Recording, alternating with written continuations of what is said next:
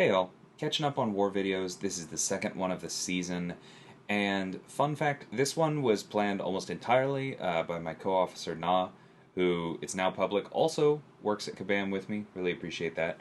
But this is kind of a nothing fight, honestly. Doom is absolutely cracked in half. Apocalypse isn't that hard of a defender, and buff control plus power control, this is going to be very simple, so I'll talk over it a little bit. But I want to talk about the fact that Na was able to plan this because I was up in Vancouver. I've mentioned that, and it was actually for our company party. Um, and so for pretty much all of Friday, I was, out of commission, away from keyboard, and then Saturday morning I flew back. And under the old system, that would have been a nightmare because if the planning was mainly on me, um, I would have basically had to immediately, as soon as I landed at the airport back home, go into turbo mode to get the plan out on time for us to actually move. Instead, I mean, yeah, Na could have potentially done most of the work then, too. But this time, with the extra time from Set and Forget, he was able to, do a full draft the night before. I took a look at it before going to bed. I took a look at it again while I was in line after getting through security at the airport. Other officers had time to go over it, and so we basically just had it like really hammered out by the time I was up in the plane, and then still had more time than normal to go through it. Trust me, I know that there are some pretty major problems still to solve with this, but I gotta say, having the extra time, as long as you are willing to let yourself have the extra time, and you can try and work through the stress, has been really nice so far. I'm sure I'll get some comments about that, but wanted to say something on those lines. So, moving on to Knull here. Probably even easier than the Apocalypse fight. I know I cut it a little bit close on the power control in that Apocalypse fight in one place. It's okay. Doom is in control. You're going to see some similar stuff here. Again, just bait heavies against Knull. You really want to push him to the special 2. The regen doesn't matter at all because we are going to get our buff control up. We've had plenty of staggers. Doesn't really matter if you get through. Doom after the special 3 just has A, so much control over the fight, and B, so much damage. I just don't really care what's happening on the other side of the screen. You'll notice I am using power back boosts, which is why the Apocalypse fight got a little bit sketchy. I didn't fully clock what I was doing in one spot. But against this Knull fight, I was more locked in and just super, super easy. Moving on, we've got Nick Fury in the second half, again with Doom. Again, the big reason to use him here is just that he does good damage, has buff control. Because by having buff control, he's going to get rid of the regen from buffet over time that Nick's going to get whenever we do get a buff. It's going to keep him from going unblockable. From that, obviously Nick can go unblockable in other ways, and we're just going to get him down. Was not expecting recoil masteries here. Definitely makes that easier, so that part's nice. But yeah, we're just going to be nice and safe here. No idea what happened there, I'm not going to lie. I probably, instinctively tried for an intercept, but was late, and so just dropped block. Yeah, at this point, I don't remember what happened, but don't love getting hit in the face. It is what it is. But we're trying to make sure that we control Nick's charges. We're going to throw that heavy there mainly to give him more power, so that we get him closer to the special 2 when we come out of our special 3, so that we don't take an unblockable special 1. That's really what that comes down to. And there we go. We don't necessarily have to worry about doing the full Doom cycle here. We just don't want to take that unblockable special 1.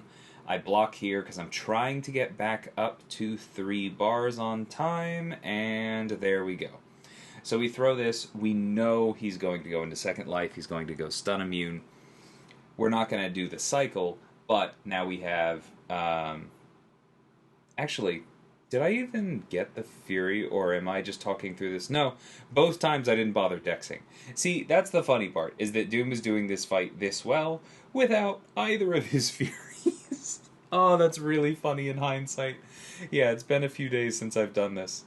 Um, what a cracked champion, guys. Base stats are totally reasonable. Oh, that's so funny. Anyway, ideally what I would have done is having the stagger up, I would have dexed before the special threes so that I had that big fury, and then everything in life is that much easier. But clearly, Doom doesn't care. Oh, that's the best mistake I've made in voiceovers in a long time. I'm so glad that I recorded this a few days later. Yeah, let's see. This probably does it. Blam. Oh, that's so silly. Alright, speaking of silly, we're now going to switch over to a power start boost, and I'm going to take this spot on path 1 with Kate. Now, generally, I have a rank 5 blade. I like bringing him for spots. You'll probably see that again later in the season. He crushes it, but Kate's fine. Basically, the thing with Spot is that you want to try and push him to a bar with as few hits as possible, in my experience, so that he doesn't gain too many spots. He throws it, you punish it, and put the spots on cooldown, and that's how you control the fight. But honestly, with Kate, we probably don't even need that, because here's the one cold snap. Boosts really, really help her. We're baiting out that heavy. We're going to hit once, pause it. See, here he throws it. We're going to do what I talked about, reduce the spots, and now, as soon as those spots are on cooldown, we can just go ham and close the fight out. That's completely over. So yeah, Kate's really good there. In general, you can play the long game as long as you keep baiting the special one and are good at punishing it. But also, that cold snap is good, this just in. Especially with boosts and class advantage. So, we move on to this Doom on Buffet. Mr. Fantastic is an amazing Doom counter. Mr. Fantastic is an amazing counter to Regen. That's kind of all that's going on here. It is going to take a little bit because of Indomitable. We don't have the weapon of reversing Doom's willpower, which is often a decent chunk of Reed's damage, I'm not going to lie. At least against Doom, because Reed does hit decently hard, but he doesn't crit that much. And against Doom, he basically never crits, and so you have nothing to get through all of that unreasonable armor. And so I do miss the ability to reverse willpower, but that's okay. The fight just takes longer. It is absurdly safe. He never gets his aura. If he does trigger Buffet, it doesn't do anything. It's just an extra buff there. And Reed is just super, super safe. You'll see that I'm not even bothering to dex these special ones, because why bother? If we do, he's just going to nullify it, put a shock on us. At this point, now that we've had... I was just about to say, now it actually does make sense to dex them, because as long as I don't, play the fool and allow him to stun me with his heavy, once I get up to 3 debuff siphoners, I'm usually pretty confident allowing damaging debuffs to slip through, because I'm confident that they're going to just be willpower healing. So I said that, and in the build-up, you do want to do that. You just want to block the special ones. You don't want to give the shock. You don't care about it. And hey, you might evade it. Once you're ramped, I actually do like dexing, although clearly I didn't there, just to get the shock for willpower. But honestly, it doesn't matter. That's such a one-sided fight that none of the nuance and optimization really makes that much of a difference. So this is the main reason I brought Kate. I hate fighting Shocker, and I hated fighting Shocker before the last war where I almost timed out to him due to a bug. So I promise it's not just that. His animations drive me insane. I feel like his hitboxes are not where they're supposed to be. Wish I could go back in time and make a bigger stink about that as a developer, honestly. It is what it is.